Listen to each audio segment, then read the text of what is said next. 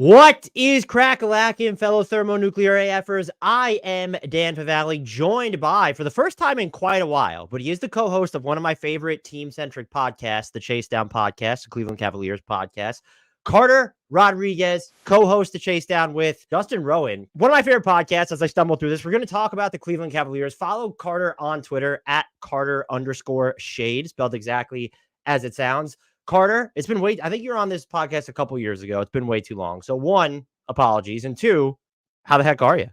Well, luckily for you, I'm horrible at accepting pod invites. So, the reality is it's probably, you probably did me a favor by not making me have to say no. No, I'm doing great. Cavs are super duper fun right now. Family's super good. You can't ask for much more. Yeah, I mean, the Cavs. We're here to talk, of course, about Evan Mobley trade packages, which is naturally. Yeah. Gotta get him out. We're here to talk about, look, as we're recording this, Darius Garland is back. Evan Mobley is back. I don't think I ever would have predicted they would have made it through that stretch, including the one game with Mobley. Of course, they have the best net rating in the NBA since that initial game where both Mobley and Garland lost. I have to start there.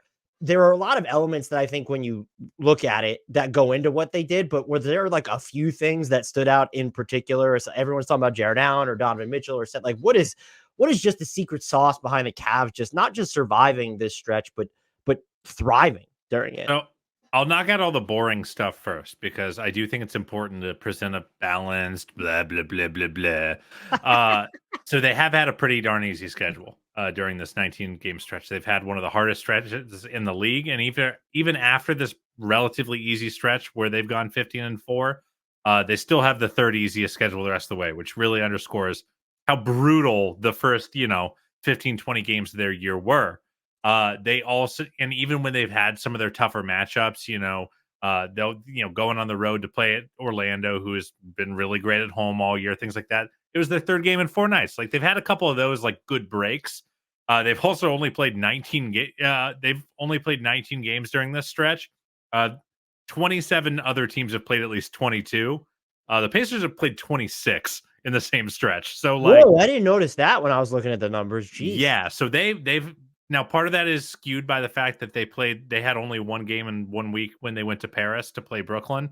So it's not like it's just been super spaced out. Like, they've had, a relatively normal cadence within that, but they're not getting like slammed with back-to-back after back-to-back after back-to-back in this window since December 15th.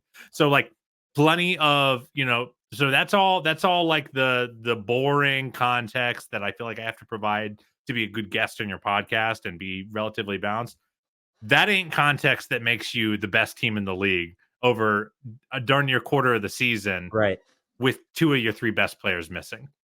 Like, that's like the reason why you might win 1 or 2 more than expected, not going on a tear that, puts you right at the top of the Eastern Conference race for like the 2 seed. Mm-hmm. Like, they're right there with Milwaukee, with Philly, and with New York. And I think some of it has been just a straight up shot profile change. They didn't have a bad shot profile. Percolating glass, they had the 4th best before December 15th in the league. Mostly living at the rim, though. They were first in the league in frequency of shots at the rim.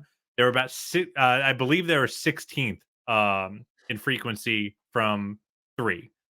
Since then, they are numero 1 from 3. I mean, they are bombing away, my friend. They really had to embrace basically their shot coming from deep. Yeah. That's something.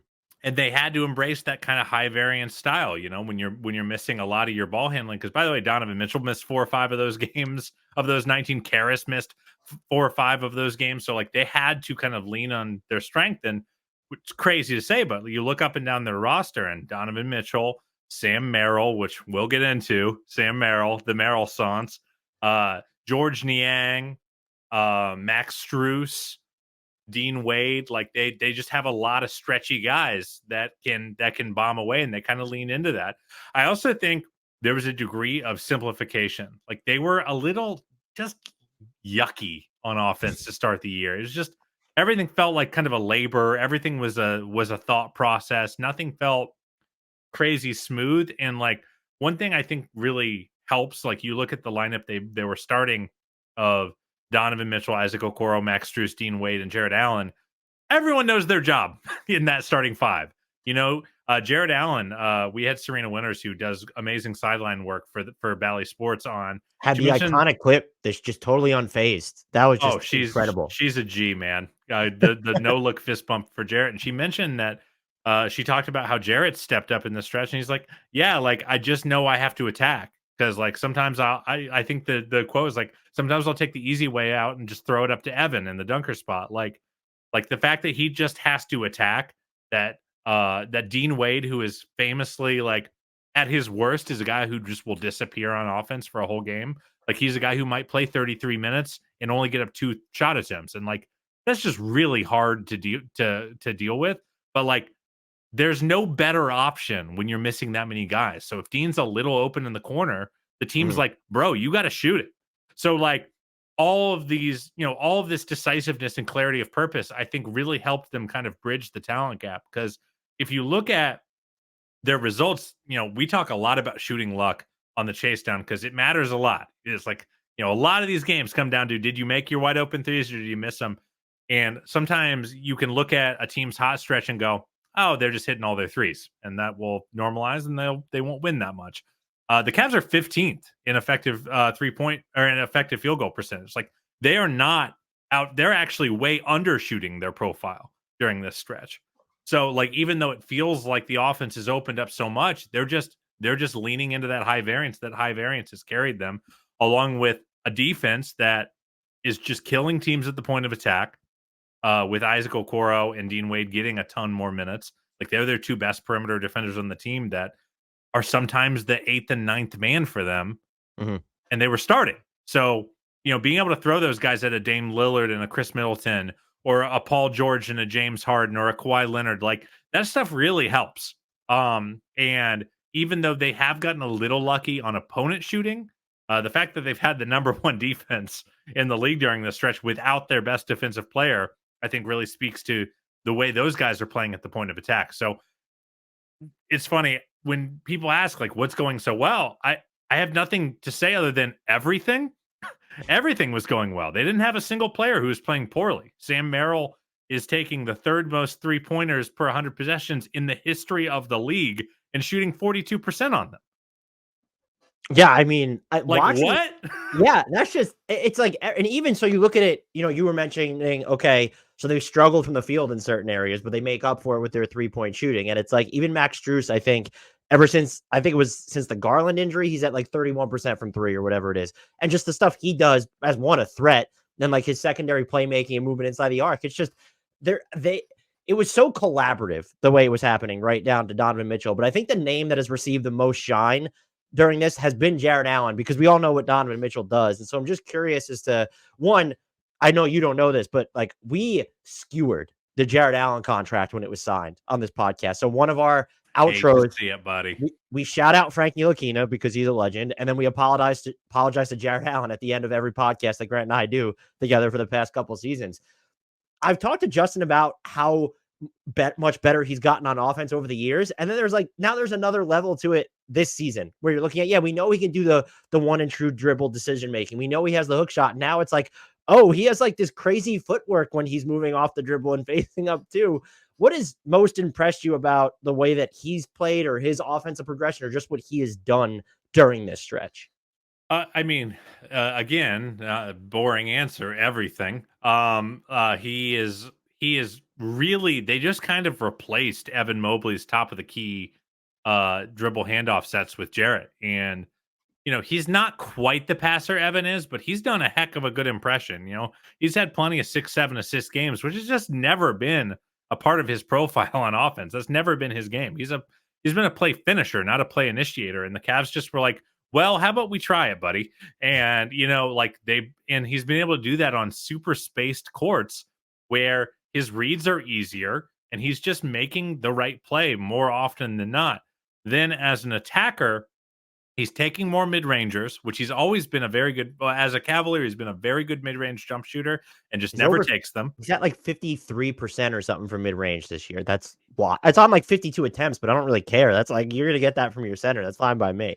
Yeah, so he's taken those. I think his face-up game, he talked a lot. He talked to us at media day about how he's really been working on his face-up game and how he attacks. And when they've played Milwaukee 3 times or 4 times this season, he's killed Brook Lopez in every game in isolations. Like Brook will get him every now and again on some of these rim attacks, but he's beating Brook Lopez off the dribble from the elbow to get to finish through him, or finish over him when Brook's in too deep of a drop. Like we saw this guy get completely wiped out by a drop defense in the playoffs against the Knicks.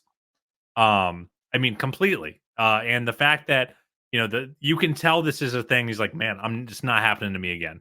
If they drop that far, I'm going to find a way to kill teams. Whether it's in my dribble handoff game, whether it's in my floater game, whether it's in a mid-range jumper, and he's doing all of it and staying really, really efficient. And then the one thing I really haven't seen in terms of praise for Jarrett, because obviously he's one of the most likable players in the league. So I feel like whenever he does well, like everyone starts to gravitate towards him. One thing I haven't seen is praise for his rebounding, because that's the other spot where the Cavs got absolutely murdered last year in the playoffs. They were dead last in the league after the All-Star break in defensive rebound rate. In the playoffs, they were certainly dead last because the Knicks just destroyed them on that side of the ball. Through this stretch, they've been the number 2 defensive rebounding team in the league. I think CP might even have him at 1 at this point after the Clippers game. That is very, very possible. So the fact of the matter is, like, they're doing that without Evan Mobley, who's the second best defensive rebounder on the team. And really, like, Dean Wade isn't a high rebound guy. Max Strus has never been a high rebound guy. Isaac Okoro has never been a high rebound guy. Tristan Thompson is, but he's mostly been an offensive glass guy. He's never been a particularly elite defensive rebounder. So the fact that I think Jarrett's just secured his 16th consecutive double-double today. He's just cleaning the glass in a way that, like, he's high pointing the ball, he's squeezing the orange, and finishing plays. Like these are the little bits of improvement. Like the Cavs clearly learned a lot from that playoff series, and I always talk about what lessons a front office chooses to learn, because you can't just try to solve every problem that pops up in a playoff series, because everything's so interdependent, right? Everything you do, every tweak you have, like whether it's, we have to go switch on that, so now we're not going to rebound as well. Like you can't just solve everything. You have to figure out like what's like the root diagnosis. So you're not just treating symptoms. The Cavs clearly were like, shooting. This is a root diagnosis. We think if we can shoot the ball better, all this stuff goes away and all the other things won't feel so bad. They did not go and improve their defensive rebounding. Like they're actually playing a little smaller on the perimeter, and and they're about the same in terms of the front court. They're still just playing 2 traditional bigs throughout the whole game. They're not playing any burly power forwards other than Evan Mobley, who obviously they haven't had a lot of chance to do that. They just clearly, as a team, were like, hey, let's not suck at this anymore. Let's get better at this. Let's choose to care about this. And they have, and it's working. And it's one of the reasons their defense is so freaking elite, despite the fact that they've been missing their best defender for half the year. Yeah, I can't say enough good things about Jarrett Allen. And part of that might be compensating for our takes like 2 or 3 years ago when he signed that contract. Listen, sometimes you got to overcompensate. That's part of it. Donnie Mitchell, shooting 6, his effective field goal percentage on step back jumpers. I included this in the outline because I didn't even think it when I went to look it up. I was like, it feels like this will be high. I didn't expect it to be that high. 66 effective field goal rate on step back jumpers. Everyone knows what he's done as a scorer. I do think that he has done a really good job of toggling gears without Darius Garland this year. And I don't mean that just as when you dig into the passing numbers, they're different. Like he's passing on more of his drives. His assist rate's going to be higher, but he's also not like, I know he goes through stretches where it's the Donovan Mitchell show almost because it has to be. But like this is someone who embraces being a part of the larger context as well. And it feels like he's actually done that just as much, if not more, without Darius Garland. So just curious about your thoughts on whether that's an accurate observation, whether you feel the same way, or what's impressed you the most about him during this stretch. Well, frankly, I was a little disappointed with the way the season started for both Donovan and Darius. I just didn't think they were playing particularly well together. I thought they were doing like I was listening to a national podcast go, it's just more hit my turn, your turn. I was like, they weren't doing that last year. They're just doing it now. And I don't know why. There wasn't that synergy for whatever reason. And I just, frankly, I didn't think he was playing crazy selflessly. I was really impressed by how selfless he played last year. And I wasn't seeing it. I felt like maybe he was just trying to maybe he was just pressing. I'm not sure what it is, but I wasn't seeing him play the kind of ball I thought he could play. And I feel like over the last month or two, he's been playing his best basketball, perhaps of his career. Without Darius, you would think any offense who has a first unit led by Donovan Mitchell as the only ball handler and a second unit led by Caris LeVert as the only ball handler, you would think that would be a little bit of a, ISO Joe Hawks-esque offense, right? Where it's like, hey, you might be able to muster a good offense. Sure, that's nice. But you're not going to be a ball movement offense. You're not going to be it's not going to feel like the Spurs. It's going to feel very like you're just going to be efficient by not turning the ball over and just always getting a shot up. The Cavs since December 15th are first in the league in passes per game, second in the league in potential assists per game, and fourth in the league in points generated off of assists per game. And I feel like that is purely Donovan Mitchell setting the tone. I think no one has seemed to enjoy Sam Merrill's renaissance quite like Donovan. He is hunting for him for handoff action, guard screens, finding him in semi-transition as a trailer. He is really, really looking to build up his teammates in a way that I just don't know if he's ever been at this level as a playmaker. I've always considered him a very functional playmaker. You run a spread pick and roll, he gets into the teeth of the defense. If someone slides down, he passes to the corner. If they don't, he shoots. And it feels like he's doing a lot more orchestrating and passing guys open and, making the skip pass to the opposite corner. Some really audacious driving kicks in terms of both the angles he's generating and the zip he's putting on the ball on the way out. His playmaking has been on another level. And then defensively, he's never going to be a great ISO defender. I just think the way he plays angles are not great. Mm-hmm. But the closeouts have been really, really good. He has that low center of gravity, and it really helps him on those closeouts where he can fly at the ball but still chop his feet and not get blown by.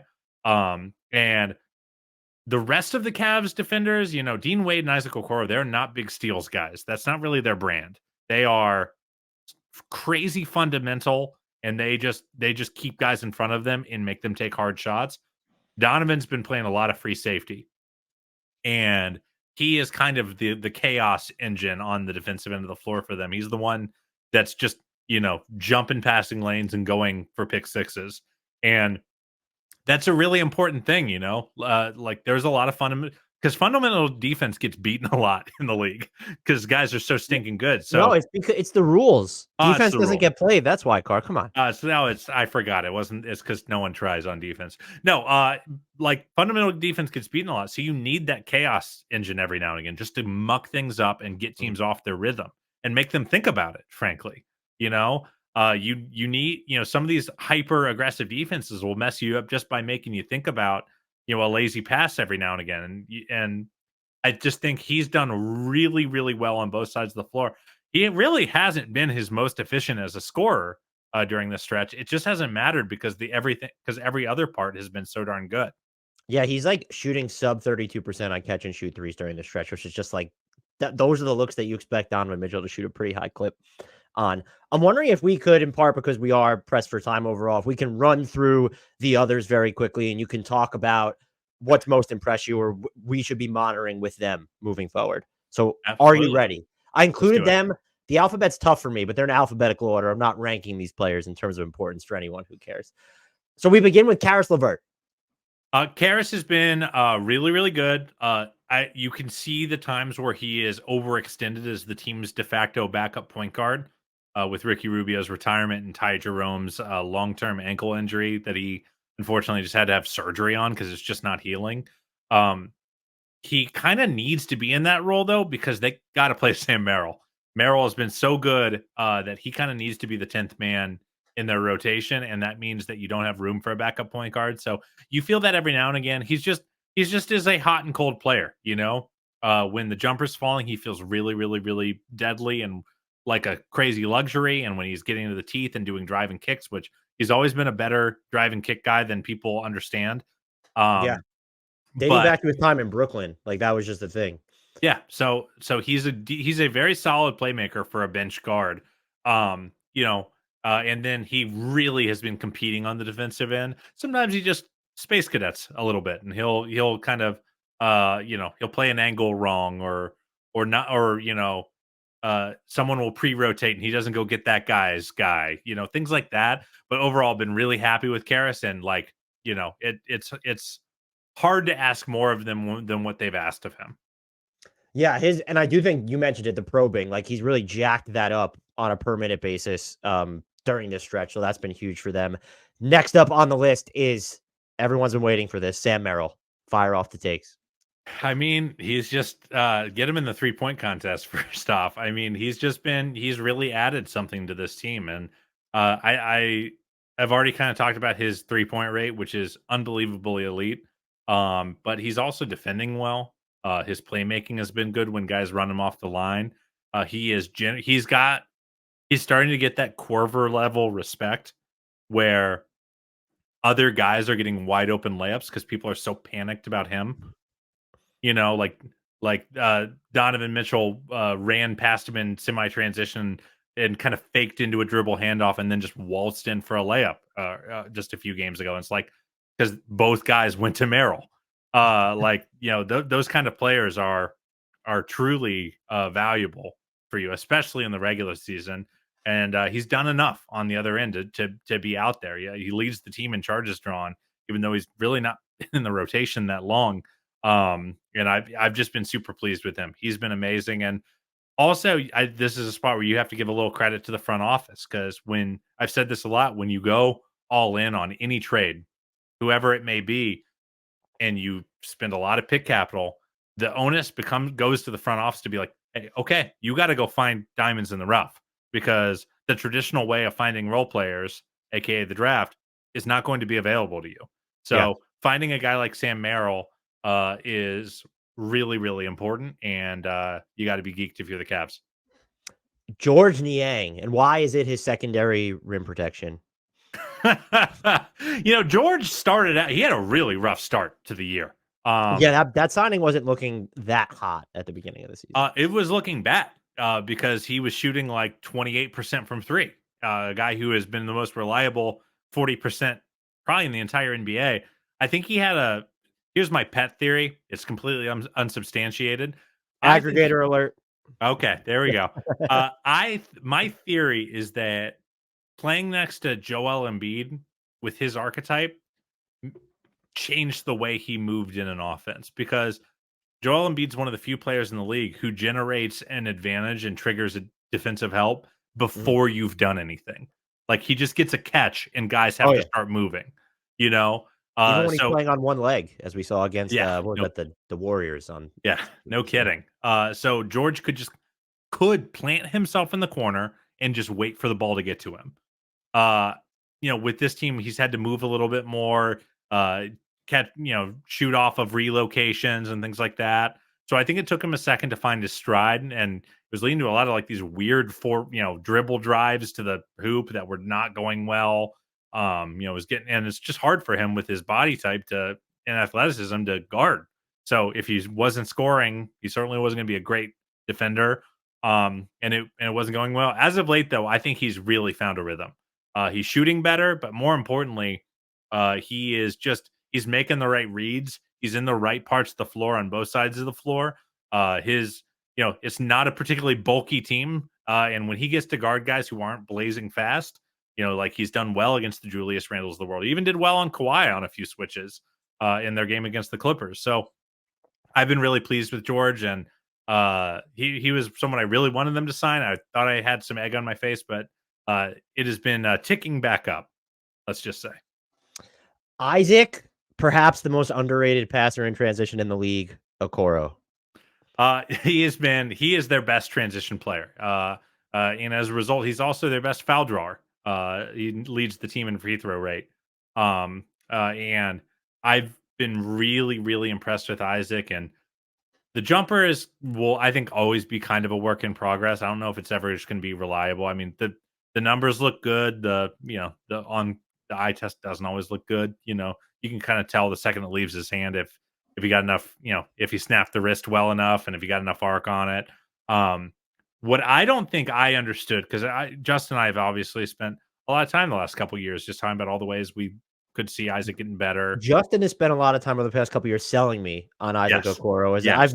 I've been a pretty avid critic of him, but Justin has been there peddling his stock from day one. Justin loves him, and I do too. But one thing that, for all the times we've talked about, oh, he can do this, he can do this, he can do this, he could get better at this. One thing we haven't spent any time talking about is if he would get better on defense, and he's taken another leap defensively this year. He is not fouling, and he is destroying top level guards. Dame Lillard's like 9 for 30 against him this year. James Harden had 4 points through 3 quarters against the Clippers. He is, I think, in that 95th to 99th percentile among perimeter defenders, especially on guards. And it's made him kind of indispensable. They have all these guys that they have to play, and minutes are a finite resource, so that's scary. But yeah, I mean, I just think he's been so freaking impressive, and the way he's guarding has gone up another notch. And I posted a montage of Dame trying to get the same foul call in 6 straight possessions against him, and Isaac was just chest to chest with him the whole way. It was unbelievable. So very, very impressed with Isaac, even if the jumper hasn't felt that much better. We had on this next player, we had a question in one of our mailbags a few weeks back from a Discord member. And so I ended up doing a 10-minute breakdown on Craig Porter Jr., which is not something I had on my 23-24 NBA season podcasting bingo card. What can you say about him? Yet another diamond in the rough. Everyone after his early season burst were like, how does this guy go undrafted? And it's like, well, he's 23 and small and not really a shooter. That's a pretty unusual profile, but again, you have to find diamonds in the rough if you're in, a Cavs organization that only had one late second round pick in the draft. And I think they found one in CPJ. His athleticism is just off the charts. He's got such bounce. He's quick off his feet. He's got crazy fast hands. He led his college team in blocks, which is ridiculous. I did not know that. Yeah. And when I saw that, I immediately went and checked out his wingspan. He has a very normal wingspan. He's not exceptionally long either. It's not like one of these guys who's 6'1", but with a 6'8" wingspan. It's like a normal, I don't remember exactly what it was, but it wasn't exceptional. He just has elite timing, and he just gets up off his feet really fast. He's one of those kind of, like Zach LaVine, like the first time we watched him, how he just kind of levitates in the air. He doesn't have a huge load up to get up. He has that. Really great kick craft, really great read in the pick and roll. Not to go full Moneyball meme, but his defect is he can't shoot. He does not want to take threes. He is not interested in taking threes. And even though he's made some, when he misses, it's one of those things where it's like, oh, that's why you didn't want to shoot. And he offsets it though. He's like a water wiggly from the in-between, where it's like you can't really figure out what he's going to do or cover him there. So that helps a little bit. I have no idea what I just did, but there are fireworks going off in my background. I'll fix it. Are you on Mac? Yeah. It's a new Mac camera feature. It's so weird. I'm not even using my Mac camera right now. This is annoying as hell. Well, Craig Porter Jr. got fireworks. Yes, he's a firework. He is the embodiment of fireworks. But I mean, he's out of the rotation right now. Some people are not super thrilled with that. I totally understand. JB just can only play so many guys. Right. And I do think the jumper is a limit when he's not getting to be on ball. And when the team's fully healthy, he's just not going to get to be on ball. But his fearlessness and coolness, I mean, it's clear. There's a reason you can tell he's 23. He's played a lot of basketball. And he is much more comfortable than a lot of guys in his position would be in some of these spots. I mean, he went straight into Joel Embiid's chest for a go-ahead layup in overtime earlier in the year. I mean, you can't get much better than that in terms of fearlessness. So I think he's on a two-way right now. If he ends the year on a two-way, I'll be stunned. Yeah, because they have roster spots open too, and just given the injuries they've dealt with, it would be weird if they didn't convert him. Yeah, I think they're just playing it slow in the meantime while they get through the deadline and things like that. I think they are right up against the tax. I think they're like 2.7 million. So they might, I think they're trying to hold that spot just in case like a crazy buyout opportunity comes by after the deadline. That's my guess, at least. They also have like, if they could compensate someone to take on Ty Jerome, they could, get some more wiggle room under the tax as well. Yes. Yeah. There's plenty of roads. I don't think they want to count their chickens before they hatch. Cause like, why would you? He's on, he has eligibility left for the regular season on his two-way. Although I don't think he's spent a single game in the G League yet. But he's, but like while they have it, I just think they're in no hurry. They signed Pete Nance to a 10-day just to, do him a solid, I think, and use that because you have to you can't leave 2 roster spots open for, I think it's like past 14 days. I forget the window. But I kind of suspect they'll do the same and get through the deadline and then, finalize their roster for the postseason. Max Strus. Strus has just been really fun. He's a guy who isn't shooting well. And, a lot of smug Heat Twitterers were like, see what we said? And I'm like, I don't know what you're talking about. He's still really freaking helpful. Like, right. He's guarding at a high level.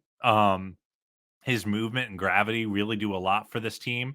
His playmaking has been really good. He's averaging a career high in assists. Like early in the year, he was averaging 4 or 5 assists a game, which he's never been that kind of guy. Again, he's just a play finisher for Miami.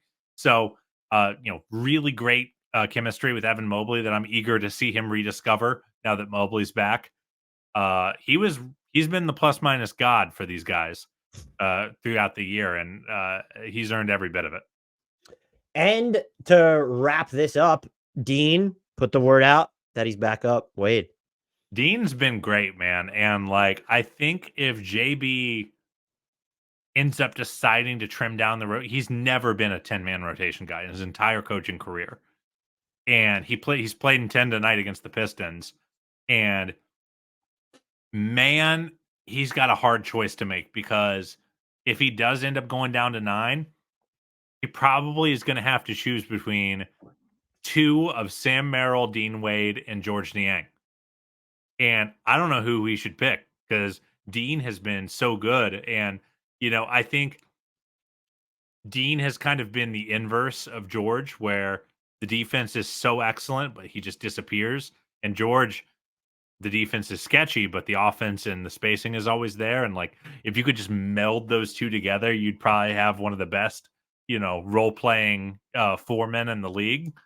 But like, Dean at his best is as helpful as any role player on the Cavs. Mm-hmm. It's just that finding that consistency. He's not been a consistent 3-point shooter in his career. He goes through stretches where he's unbelievable, and he'll go through stretches where he'll go 10 games and take 26 threes. Like, that's just not enough if you're going to be a medium to high minutes player. But the defense for him has been as good, if not better, or as good as Isaac, except guarding bigger guys. He is their best option against big wings, guys like Jason Tatum's, Kawhi Leonard's of the world. Mm-hmm. And he's taken on that challenge every time. And I've just been really, really impressed by him. You kind of touched on this already, though. So when we're looking at a full strength, even playoff type rotation, you think it ends up being Dean Wade and Sam Merrill is like the most important of those. And we know Caris LeVert's just going to be in there. Like, of these guys that we've mentioned, those, do you think those end up being the most prominent factors? I don't know yet, to be honest. And like what I've described is that I think the Cavaliers this last year, JB had maybe 5.5 guys he trusted, which is pretty tough, because Isaac was hurt. He's missed the month leading up to the playoffs and was questionable for game 1. Not a lot of people remember that. Dean Wade literally couldn't lift his arms above his shoulders because he was so hurt. Yeah. And he clearly couldn't play and couldn't help. This year, JB has a lot more guys to play. So what I've been describing is they've got great pumpkin insurance. Like every postseason series, one of your role players is going to turn into a pumpkin. It's either the moment's too big for them, it's a tough matchup, their jumper just isn't going, whatever it may be. Like that's why they're role players. You can't always count on them. So I think that they have unbelievable pumpkin insurance at every single position. You know, if George is the first guy in a playoff rotation and he's just getting run off the floor on the other end and he's getting attacked, okay, maybe you turn to Dean. If the two big lineup is just the spacing isn't working and you're not getting enough points, okay, then Jarrett maybe goes down to 22, 24 minutes from his normal 30 and you play more George and Dean. If Caris is spacing out and the jumper isn't hitting, okay, Sam, you're up. Like they have a lot of if the starting lineup isn't defending well enough at the point of attack, okay, Isaac, we're going to give you more minutes. Like I just feel like for all the criticism of JB Bickerstaff in that postseason series, and like there were things I took issue with. Don't get me wrong, I had my own criticisms and thoughts. I don't think enough people have acknowledged. Like I just don't think he had that many levers to pull with a post consolidation trade roster that they made the Donovan Mitchell trade at the end of the offseason. A lot of people don't remember that. It was like pretty close to media day. Like all the other moves had been made. So like they didn't have a roster that was like made for what they had become. Mm-hmm. I feel like this roster is much closer to that. One thing that I've said a lot and was my goal for the offseason was the role player, the fit and the depth were so rough and they had so few styles they could play that I don't think I could even evaluate the core four guys because it's like, okay, does the starting line, did the two big thing not work on offense, or was Isaac Okoro's man always coming down and tagging because they weren't guarding him? Like does Jarrett really not be able to work against the short roll, or was Danny Green our seventh man? Like, coming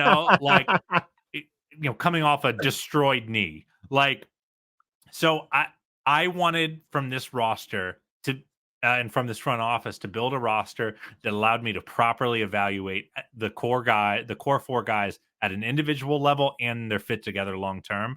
And I think this roster has that because they should be able to be chameleons. They should be able to play a lot of different styles. I don't know how many of those styles are A pluses, and like they might run into that against some teams that just have certain styles that they're like, we're killers with this and you can't do anything about it.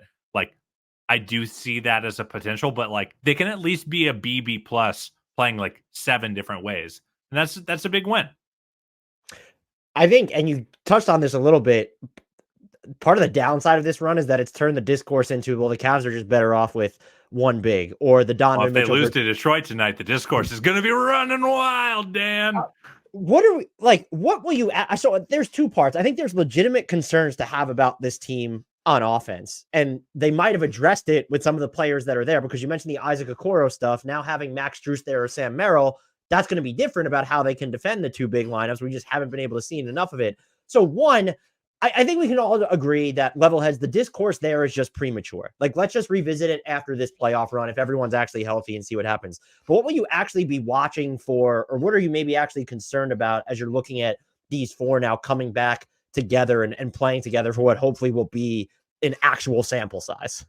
I think there's really only one thing that is really appropriate to angst about, and maybe it's just because it's the one thing I'm angsting about.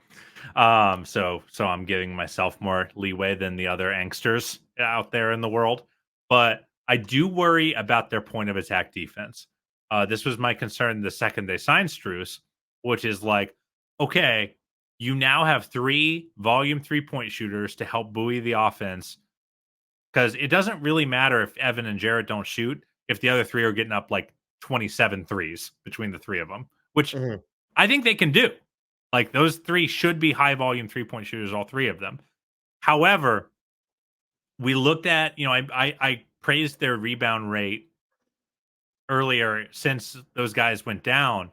And I do think part of it is that Jarrett Allen and Evan Mobley were having to clean up a lot of BS to start the year on that side of the ball. They were having to go out, come up and help because guys were getting blown by. Because Darius can be as fundamental as he wants. He's still a small guy. And Donovan is never going to be an elite on-ball defender. So it's like, all right, Max, you're going to be our wing stopper? That's a little scary. You're going to be who we throw on Trae Young, you know? So, like, it's kind of what I felt this season represented, and maybe that'll change now that they've had to learn all these hard lessons with these injuries. But I was most interested in, like, they kind of took the too big and the too small thing to their logical extremes. Like, if we're gonna have two bigs that don't shoot, then our other three guys got to shoot the crap out of the ball, and they got to shoot it a lot. And then on the defensive end, if we're gonna play these two bigs that can't shoot, they got to be able to clean up everything. That's going to be our belief system. And we saw Utah try to do it with one person, with Rudy and like Bojan Bogdanovic as the four. Like they were like, that was clear that didn't work. That was too far in the spectrum. But what if we had two elite defenders that can be in charge of cleaning up for the other three? So that I feel like was kind of their gamble, the front office's gamble this summer.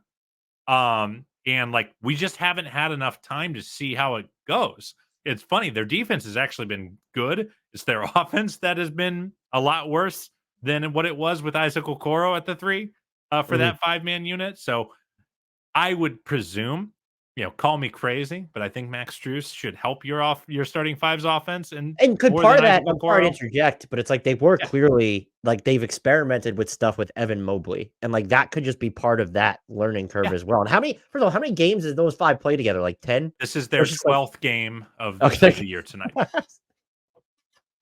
And not a ton of minutes either. So, like, they just haven't gotten a chance to do that experiment. But I still think that is the core of their experiment because, like, Justin, my co-host, will rightfully, like, he's been getting a little grumpy with how much people are focusing on the starting five. Like, he's like, and he's right. It's like, if you're worried about the two big thing, people, those four together last year, by the way, they had like an offensive rating that was like almost 120. 122. Yeah. So. But like what he would say is like, if you're worried about two bigs, congratulations. They only do that together 16 minutes a game. You're 4 out the other 32. So like there is a bit of over-indexing on who starts and how those lineups work. But I do at a fundamental level believe your best five has got to be a killer. Like you look at every great team in the history of the league, their best five has been really freaking good. So I do think it matters, even though it might be over-indexed on. And like, I want to see how that experiment turns out. Not a great start against the Pistons, who have 118 points, but the Cavs, it looks like they might get out of it. So, but yeah, like it's one of those things.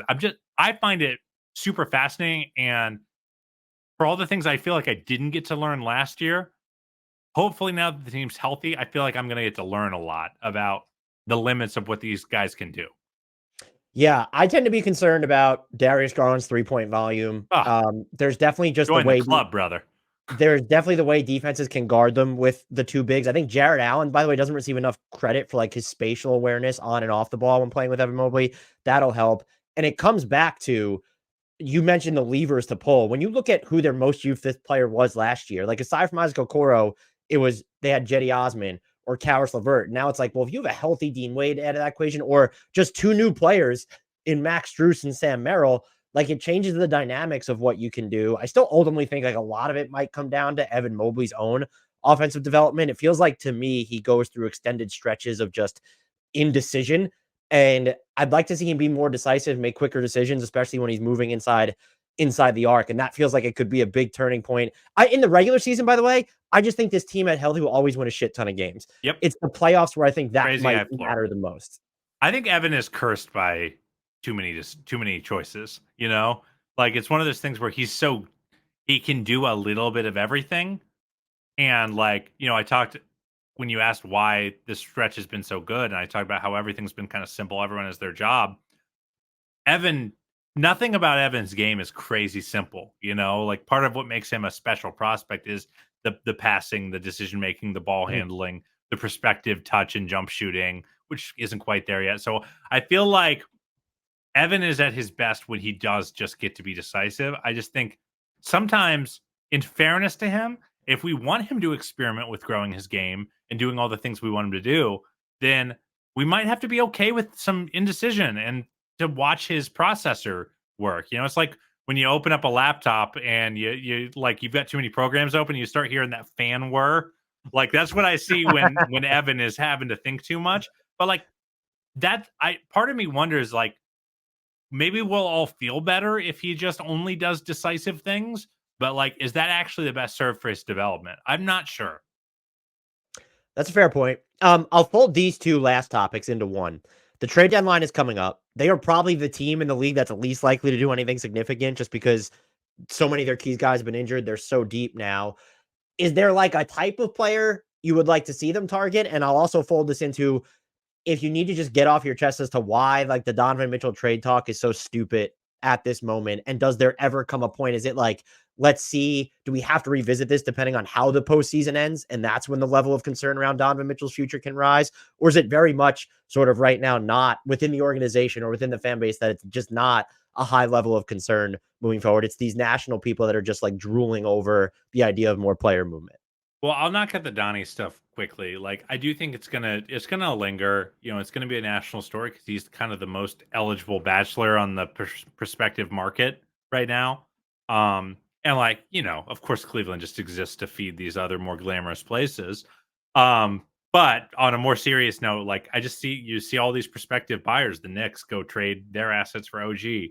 The Heat go trade some assets for Terry Rozier. Like, it feels like all the places that you kind of hear linked to him just kind of aren't that palatable of options, or they're looking in other places. So with the team playing as well as they are, and with some of these options drying up, like I don't think anyone's interested in it. And I'm glad. I have more fun when we actually get to talk about what we're seeing on the court. And what we're seeing on the court is a crazy bought in dude who is working really, really hard. Like, you know, That's I what's don't annoying about all this, though, is the reporting respectively is never attached to, well, Donovan Mitchell wants this.